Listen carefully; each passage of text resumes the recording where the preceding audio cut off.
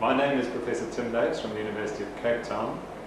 and I've worked with Graham Murray on this project from the word go because I saw that his product had enormous potential, given that there are so many cyclists in the world and the fact that the saddle hasn't changed, and what I thought was a revolutionary new idea in saddle design. So what I have here is a mock-up of the pelvic bones, and the features of the pelvic bones that are important are the two ischial tuberosities at the back of the pelvis. Now normally when we sit, we weight bear on the ischial tuberosities. Then projecting forwards from the ischial tuberosities are the two pubic rami, and they join in the front at the pubic symphysis. Now also shown in this model are the delicate nerves and arteries that travel underneath the pubic symphysis to supply the genital organs of both males and females. What I'm going to show you now is what happens when we take this pelvis, which is aligned in the position that it would be in a normal bicycle position, cycling position,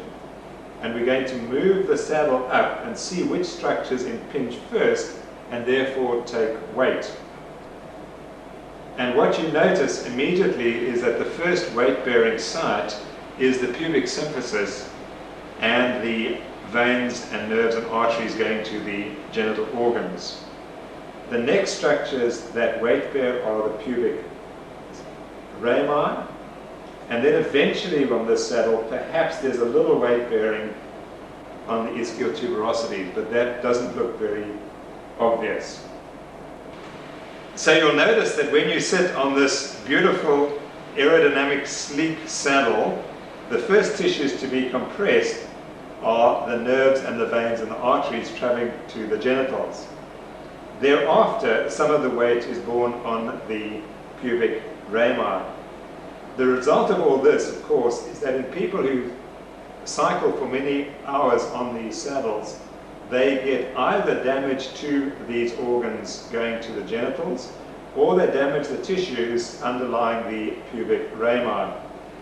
And this explains why this conventional saddle is not only uncomfortable, but for many people it causes significant medical problems. Now in contrast, when we look at the Murray Orthoped competition saddle and we show that where the weight bearing occurs, we notice the first immediate striking difference is that the weight bearing occurs immediately on the ischial tuberosities and on the posterior sections of the pubic rami, which is where we are designed to weight bear. And if we look anteriorly, we'll see that the delicate nerves and arteries supplying the genital organs are completely free without any pressure as a result of the groove on the saddle and the specific design at the back of the saddle. When we compare these two saddles, they don't look very different, but the important differences are extremely subtle. For example, if you take the Murray Orthoped saddle, you'll notice that it's a bit wider at the back than is the standard saddle, but also it has this area here which is curved away very, very rapidly in contrast to this standard saddle which bends towards the front in a far smaller angle. And then the other characteristic, of course, is the gutter in the middle of the Murray Orthoped saddle, which prevents damage to the nerves and arteries going to the genital organs.